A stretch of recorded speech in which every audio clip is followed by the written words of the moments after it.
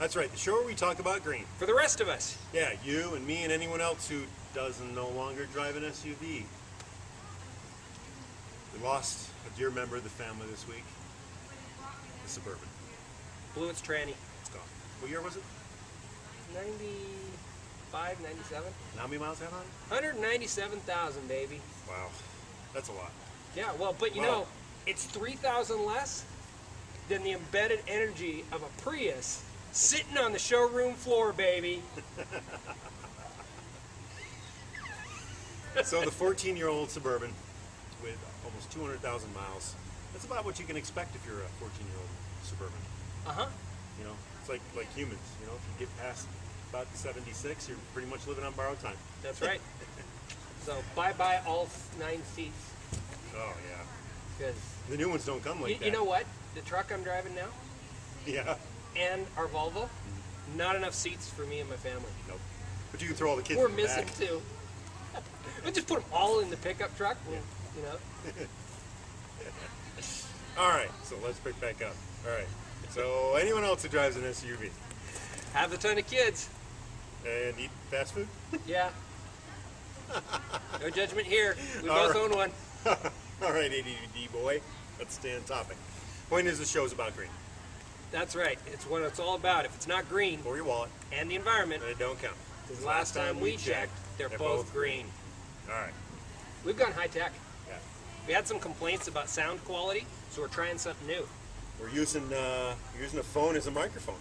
Yeah. And See how it works. Yeah. But of course, it's not my actual phone, because who's calling Dennis still has to happen. Right. So this is a spare Sprint Evo that I had sitting around. Yeah. Anyone want to buy it? Evo for sale. So we're back in Adrian's backyard because today, being May 21st, 2011, the CosSolar thermal test bed is up and running, and we're gathering data today. Yep. Which is Big pretty test exciting. day. It's a big, exciting day for us. And we're pulling some data. We're not quite there yet. I mean, we're running through some challenges, like a slight oversight on our part. Yeah. On the flow meter. We forgot to get a flow meter. Yeah. But what was the data that coming across here so far?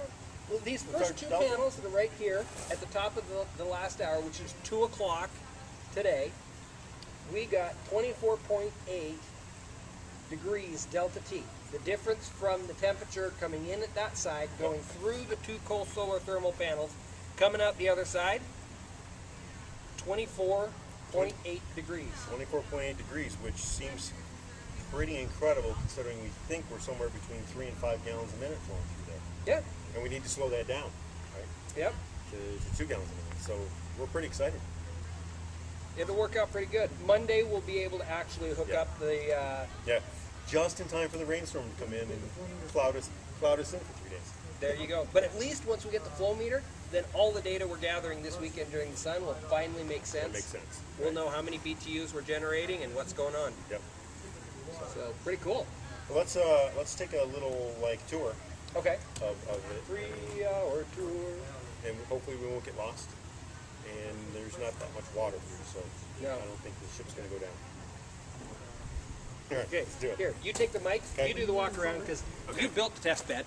Yep. Adrian and I built this test bed over the last couple of weeks, working out all our issues. So let's go where it begins over here, and see if we can get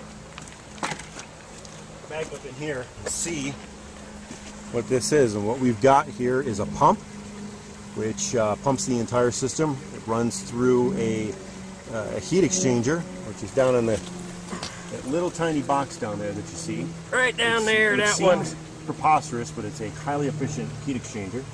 We come back up through a couple of gauges and come back out this way. Our flow rate coming down here. Tee off, and we go into test bed A on this side. No, A is that A side. and B. B. And then let's come around here. Sol-Ice will have the data from this testing up on the website, so if you want to see what A and B did, Yep. you'll have that soon. We come back out on these ends, pop back together, and take it all the way back over to the pump again. It's fairly simple, not too complicated. What are you doing with the heat so it doesn't come back in cool? What's on the that's a other good side of question. the heat exchanger? I'm going to show you this old waterfall. This old waterfall. Now this is creative use of heat exchanging. Yes, it is. This is our heat exchanger right here. Waterfall in Adrian's backyard. And let's come around the side here and we can see how we are using the waterfall. There's a hose right here which leads off to a pump down in a tank. Pumps the water up and into the heat exchanger. The heat exchanger then pumps or exchanges the heat from our test bed side to the waterfall side, and then back out and over the top into the waterfall. Don't fall down, Dennis. And what we got here is a water temperature of about 65 degrees, and a temperature here right now of about 70 degrees. So we've got about a 5-degree difference. That mixes it all, puts it into the 300-gallon tank that's down there. Yep, 300-gallon tank, and pulls it all back down again. It's just a means of dumping the heat out.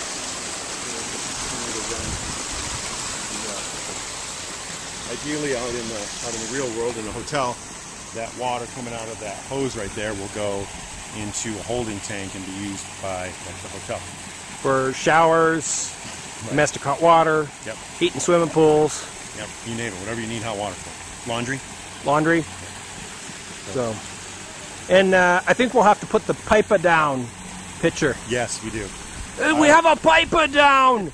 I was down inside that tank a couple of days ago. Right down here. So check out the photo that's on the Real Green World page. That's where Piper was. I was in the hole. It puts the Piper in the hole. Piper in the hole. So we're gonna back over here.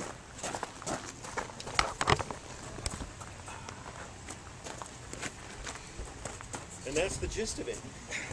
It's fairly simple and pretty straightforward. You know, We've had a smart guy helping us all day now. Yes. We've had a PhD here. Should we bring Glenn in? See Glenn? Glenn, you okay being on Real Green World? He doesn't want to be on the camera. He's shy. He's one of those smart guys. Yeah. He stays behind the camera. I'm not sure we're that smart. That's why we're up here. Yeah, we're very thankful for Glenn's involvement here because he's got a lot more knowledge about this fluid dynamics than we ever will. Yep. So, that's a show for this week. Have a green M&M for the road. Don't mind if I do. And that reminds me, I hope this week's show got you more excited about CosSolar Thermal.